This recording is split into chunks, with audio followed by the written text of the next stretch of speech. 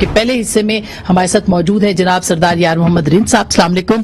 اور پروگرام کے اگلے حصے میں سابق وزیر اعظم شاہد خاقان عباسی صاحب سے بات کریں گے. السلام علیکم رند صاحب. یہ بتائیے کہ اتنے آپ سینئر سیاستدان ہیں, اتنی آپ کا عرصہ اسلام آباد میں گزرا ہے, کیا اسلام آباد میں سب اچھا ہے؟ میرے خیال میں گھبرانا نہیں چاہیے, پر اچھا مجھے نہیں لگ رہا ہے. اچھا نہیں ہے؟ نہیں. کس کے لیے؟ اچھا ہمیشہ حکمران کے لیے نہیں ہوتا ہے, اپوزیشن کے لیے تو کیا اچھا یا کیا برا, وہ تو اچھے کی امید لگا کے بیٹھتے ہیں. اچھا یا برا ہوتا ہے وہ حکمران کے لیے جو پاور میں بیٹھا ہوتا ہے. تو اب وزیر اعظم جو ہے وہ کہتے تو ہیں کہ گھبرانا نہیں ہے, لیکن گھبرا رہے ہیں. میرے خیال میں اس وقت ان کو اپنے پروف کرنا چاہیے کہ وہ گھبراتے نہیں ہیں, مگر جو چیزیں ہو رہی ہیں وہ گھبرانے والی ہیں. اچھا, اور وہ ظاہر ہے عدم اعتماد کی بات ہو رہی ہے, عدم اعتماد آئے گی, لوگ کہتے ہیں وہ جی کامیاب ہو سکتی ہے, اپوزیشن کہتی ہے نمبر بڑا مزیدار ہے ان کے پاس تو سب کچھ ہو جائے گا, لیکن وزیر اعظم ہونے دیں گے یہ سب کچھ؟ دیکھیں, وزیر اعظم صاحب تو نہیں ہونے دیں گے. جو پاور میں بیٹھے ہوتے ہیں وہ کبھی بھی نہیں چاہتے کہ پاور ان کے ہاتھ سے نکل جائے. وزیر اعظم تو اللہ صاحب اپنی کوشش کریں گے, مگر مجھے لگتا نہیں ہے, کیونکہ ایک جو ہوا چلی ہے مجھے نہیں لگتا کہ اس کو روکا جا سکے گا, اور وہ ہوا حکومت کے خلاف ہے. مجھے یہی لگ رہا ہے. آپ نے کیوں استعفیٰ دیا؟ میرا استعفے کا وجہ اس حکم کے استعفوں کے ساتھ یا اس کے گورنمنٹ کے ساتھ کوئی تعلق نہیں ہے. آج سے کوئی 4-5 مہینے جب عدم اعتماد کی کوئی بات بھی نہیں تھی, میں پرائم منسٹر صاحب سے ملا تھا, میں نے ریکویسٹ کی تھی, میں نے ان کو ریزائن بھی دیا تھا. شاید آج بھی میرے پاس وہ اس کی فوٹیج وغیرہ پڑی ہوئی ہے.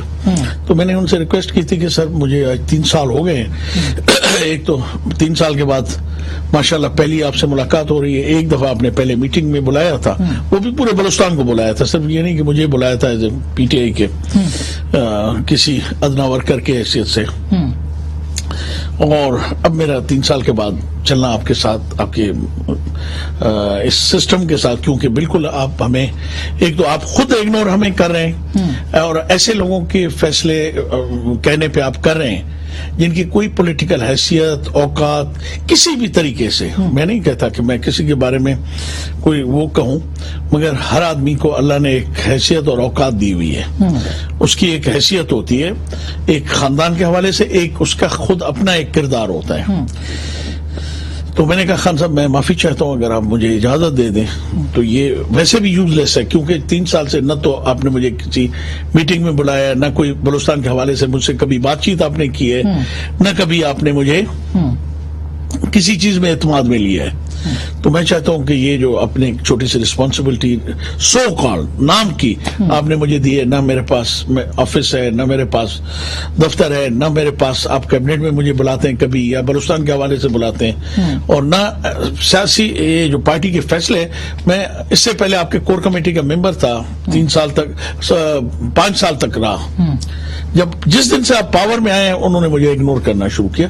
تو اب جو موجودہ سچویشن تھی اس میں میں نے یہ ابھی کا فیصلہ نہیں ہے, مگر اس میں مجھے کافی دن لگے, اور مجھے افسوس یہ ہے کہ جب میں نے یہ ڈیسیژن لیا تو اس کے ساتھ عدم اعتماد بھی آ گئی ہے. اور وہ لگا ایسے کہ جیسے آپ نے جیسے میں اس کا کوئی اس کو وقت اس کا کوئی تعلق اس سے کوئی نہیں, کیونکہ میں 3 سال سے خان صاحب نے کبھی زحمت ہی نہیں کی ہم سے کوئی رابطہ کرنے کی, ہم سے بات کرنے کی.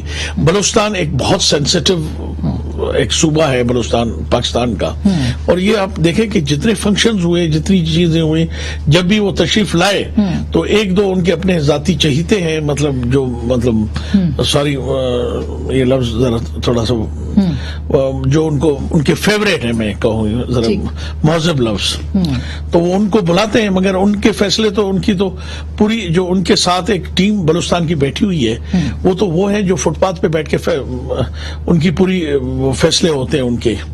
تو بلوچستان کے فیصلے بلوچستان میں جو تبدیلی آئی جی اس میں بھی آپ سے کوئی مشاورت نہیں تھی, حالانکہ کچھ بھی نہیں جی یہاں تک کہ ابھی جو پارٹی کا پریزیڈنٹ بنایا گیا ہے اس حد تک مجھے اعتماد میں نہیں لیا گیا. تو میں نہیں سمجھتا کہ مجھے ابھی خان صاحب کے ساتھ رہنا اس کے یہ جو छोटा सा एक ओहदा है, बाकी तो आगे फैसले सियासी होगा। अभी वक्त तक आप आएगा। वैसे पाकिस्तान तहरीक इंसाफ में ही हैं? मैं अभी तक तो हूँ, इस वक्त तक। आगे चल के देखूंगा। मैं अपने कौम और कबीले को जो मेरे साथ आए, मैं उन लोगों का भी शुक्रगुजार हूँ जिन्होंने मेरे आने के बाद पीटीआई में आने का फैसला किया। हमने इलेक्शन में, आपको पता है कि 2018 के इलेक्शन में जो हमने जदोजहद की, स्ट्रगल किया, और जिसके रिजल्ट्स आपके सामने है, सारी दुनिया के सामने है, और उसके बावजूद जिस तरह मैं इलेक्शन में गिरा और मैं चीखता रहा, 3 दिन मेरा रिजल्ट होल्ड कर दिया गया। पूरी दुनिया, पूरी पाकिस्तान के मीडिया उठा के देख लें कि इलेक्शन की उसी रात 9 बजे मैं अनाउंस हो गया कि मैं नेशनल असेंबली जीत गया। 3 दिन के बाद मैं वाइस शख्स था जो 13,970 वोट मेरे डबल स्टैम्प्ड होके जो है ना मुझे नेशनल असेंबली से वजह क्या थी इसकी? वजह ये थी कि कुछ ताकतों ने ये फैसला किया था कि बाप को लाना था और नेशनल असेंबली में सरदार हिंद को नहीं आने देना है। वो तो मुझे प्रोविंशियल असेंबली में भी नहीं आने देना चाहते थे, मगर कुछ दोस्तों का अल्लाह उनको उसका अजर देगा, मैं यही कह सकता हूँ, और तो मैं उनके लिए कुछ नहीं कर सकता। यानी आप मानते हैं कि पूरे बलूचिस्तान के अंदर मैनिपुलेशन हुई और एक फिजा जो है वो बाप के लिए बनाई? बहुत कुछ हुआ है, मगर अब वक्त नहीं है, मैं अभी नहीं बता सकता। बहुत कुछ हुआ है और बहुत सारे फैसले होते हैं बलूचिस्तान में। मैं अभी भी एक प्रोग्राम में ये कह के उठ के आया हूँ कि बलूचिस्तान के फैसले बलूचिस्तान की आवाम नहीं करती, बलूचिस्तान की असेंबली नहीं करती। बहुत सारी कुव्वतें हैं जो इस्लामाबाद में बैठी हैं, वो फैसले करती हैं कि बलूचिस्तान में किसको चीफ मिनिस्टर बनना चाहिए, किसको वहां पे गवर्नमेंट आनी चाहिए, कौन आए और किस तरह आए। तो कदूस बज़ंजो की हुकूमत भी एग्जैक्टली यहाँ चंद लोगों ने बैठ के फैसला किया और कदूस बज़ंजो साहब हमारे चीफ मिनिस्टर बलूचिस्तान बन गए। और उसमें भी मैंने आपका एक प्रोग्राम में, साफी साहब के प्रोग्राम का वो चल रहा था जिसमें 3.5 अरब रुपए के ठेकों की बात आपने की है कि उसके एवज जो है वो हुकूमत दी गई है।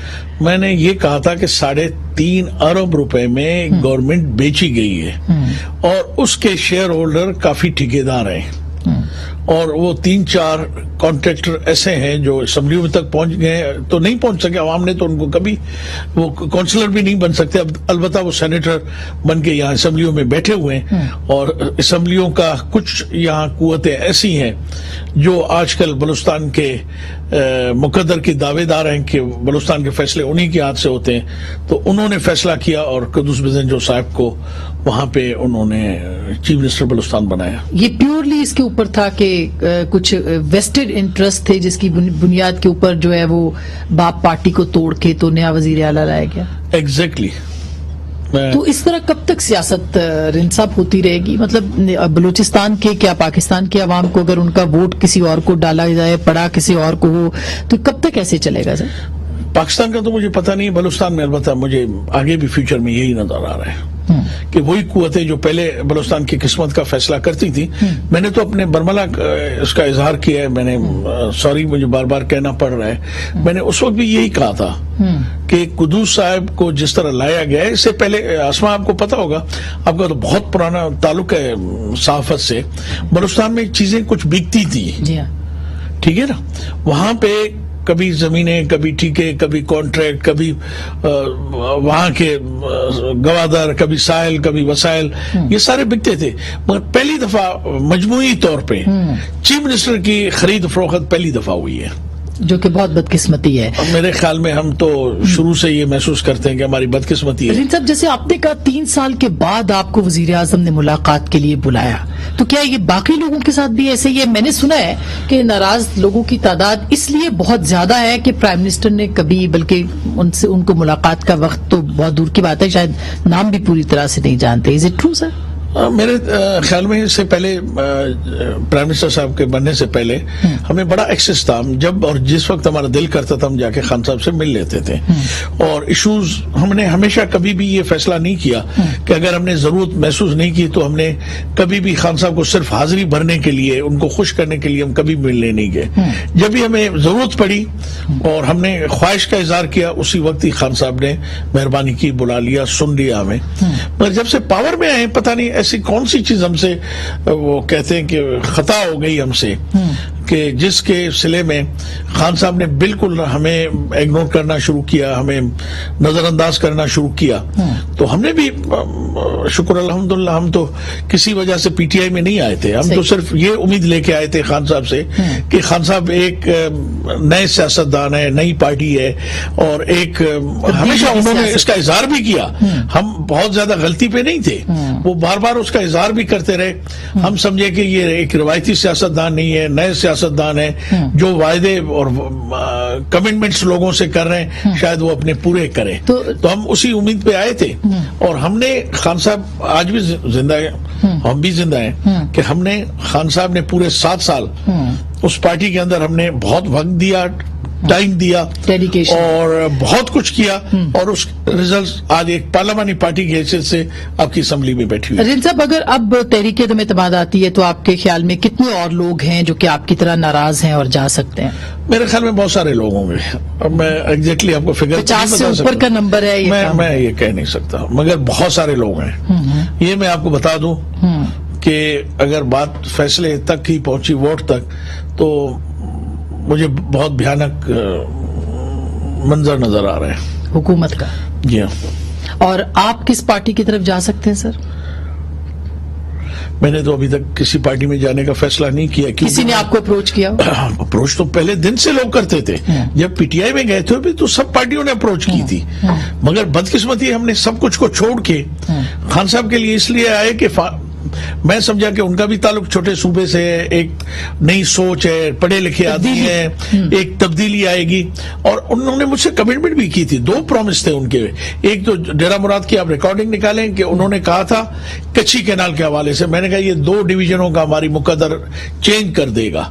9 لاکھ ایکڑ زمین ہماری کچھی سے سیراب ہونی ہے, اور پچھلے 60 سال سے جو ہمارا واٹر رائٹس ہے وہ 2 صوبے پنجاب اور سندھ کو مل رہا ہے, ہمیں نہیں مل رہا ہے. وہ ہمارا آج تک کیونکہ استعمال نہیں ہو رہا ہے تو استعمال پنجاب اور سندھ کر رہے ہیں. ٹھیک بات. تو یہ حق بنتا ہے, ہمارا آئینی حق بنتا ہے کہ کچھی کینال بنایا جائے اور جو ہمارا واٹر رائٹس ہے وہ ہمیں ملے. ٹھیک. تو انہوں نے بھرے عام جلسے میں پرومس کیا, مگر جب بھی ہم نے ان کو یاد دلایا, کبھی کہیں کسی پبلک میٹنگ میں کہیں موقع ملا, تو ان کے تو ان کے جو خان صاحب تو بہت بڑے آدمی ہیں, مگر ان کے جو منسٹر ہیں بہت بہت شکریہ.